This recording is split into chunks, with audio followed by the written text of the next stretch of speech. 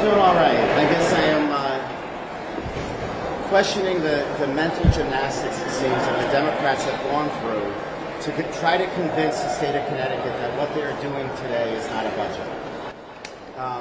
We received the document at 4:30 this morning. After going through it, we can clearly see many appropriations, some new appropriations and line items. We see some money defunded and reappropriated to other priorities. We've even seen adjustments to the revenue schedules. With all of that, that is a budgetary action, which under our Constitution requires us to make sure it's a balanced budget. When I met with OFA early on in this process, they said to me that they're not sure if it's an actual budget adjustment if revenue is not touched. But clearly in this document, we have tax changes, we have accounts that are swept, and we have a new adoption of consensus revenue numbers, all of which require the Finance Committee to adopt new revenue numbers under their statutory obligations and their constitutional obligations. So I'm a little bit taken aback. I thought this was going to be an ARPA schedule where we're spending the last tranche of federal money. Clearly, it goes well beyond that. Translate for the general audience. What's the import of that? You know, the legislature can do things at the end of the day any which way it wants. They can insert a bill, they can do something immediately. But explain what is lost in terms of oversight process by doing it this way. So, and what's being done right now is there's a complete ignoring of our constitutional and statutory structure. So we talk about the fiscal guardrails and protecting them.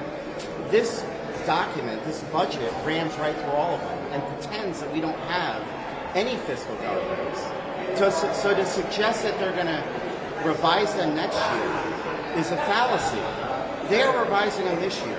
They have figured out a way by lying to themselves to say they're not doing a budget, when in fact they are doing it. So it's a little bit disturbing to me, what is being done here. And I think the governor has now lost the argument that he is the great protector of these fiscal guardrails.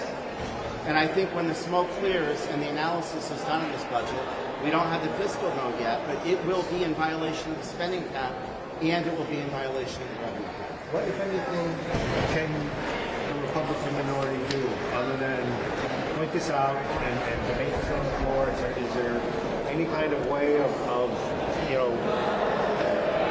parliamentary? Look, Republicans tried when we put forth the budget adjustment. The governor recognized that our budget was out of balance. He proposed a budget. We proposed an alternative, hoping that would bring everyone to the table to do our obligations. Unfortunately, the governor and the Democrats decided to take the easy, irresponsible way out and spend the last bit of federal money and make some adjustments that is going to create a lot of pain for the state of Connecticut a year from now. The $400 additional million that are being spent this year somehow needs to be incorporated into the budget next year. That money isn't there. I guess outside some money is being going to account towards the spending cap. Is that just a big Last I knew, the $200 million that's going to higher education falls under the spending cap.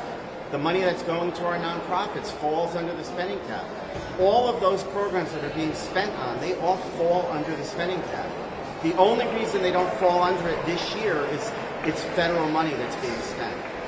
But, to say that you're going to completely test the boundaries of the guardrails and then call them a brick wall is you built the brick wall, and now you're going to throw the state of Connecticut into it. It is the most disingenuous comment that I heard today. Outside your concerns about the process, where do Republicans stand in terms of the breakdown of how the money is being spent? Well, obviously we think some of it is, the earmarks are a little bit, flagrant.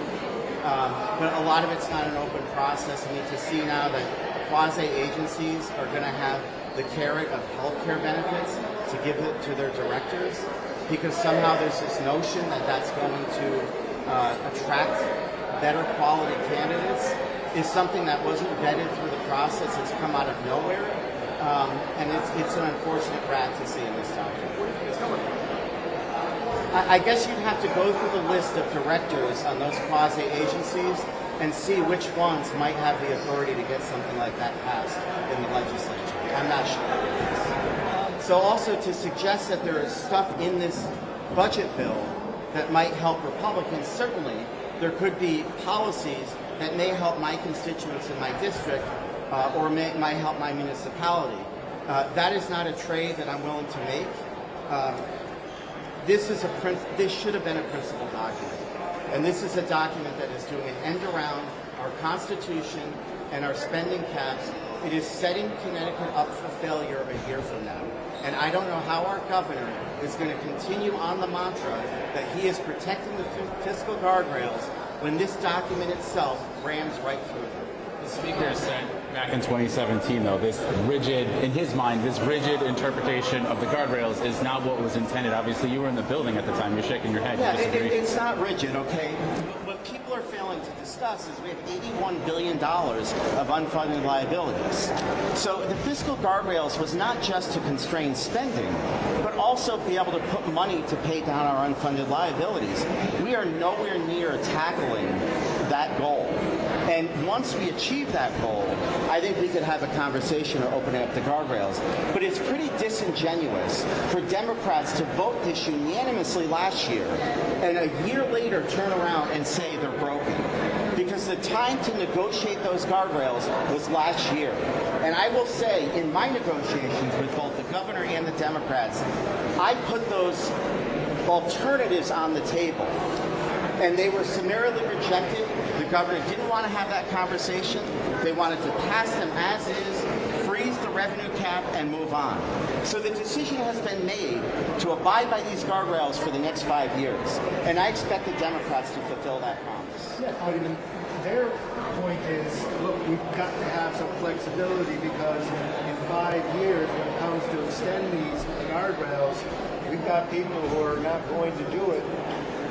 You risk losing the fiscal guardrails if you're not willing to at least make some changes and adjustments to them. You risk losing the fiscal guardrails when you abuse them and ignore them in its current form. They today are passing a budget that does exactly that. And it's going to create a lot of problems next year. So now they're going to say next year, these guardrails are too rigid, they're not working. But you yourself built that wall to make them rigid. And now you're going to throw the state of Connecticut into it and use that as a justification to violate them. It's completely circular. Had they abide by these guardrails all along and stop looking for ways to get around them, we wouldn't be in the position to have them violated. Are you? And what I would say to that is, let's point to one area of where these guardrails are rigid. The irony is that these guardrails have only worked in times when we've had great revenue growth. Now that we're seeing a decline in revenue, they are scrambling to undo them because it's never enough money for them. Democrats always want to spend beyond their means, and that's what Republicans are worried about because that translates to tax increases. Are you concerned about the merits of some of these things? It goes to higher ed, it goes to children's mental health, it goes to a number of very clearly enumerated things. That ARPA money left over needs to be funded. So I support those priorities in general. But remember, they took $250 million of this ARPA money and shifted it to the credit card to do this spending this year. So like I said, they're already ignoring good fiscal practices to craft this year's budget to set us up for tax increases a year from now. On the merits? Go ahead. No, go ahead. They use the tactic to do something that my understanding is the Republicans think that funding should go, that higher ed should not be left at the level that it would have been otherwise. That's right, but we also, as a party, presented a budget that was balanced. And when I had that press conference, I said, whatever ARPA money is left over, we would put it toward those initiatives.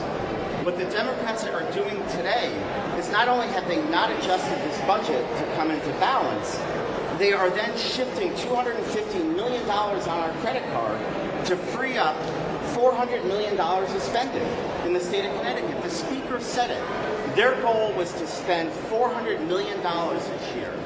They put the money first and figured out a way how to spend it. That's not the way you budget in a household. That's not the way Connecticut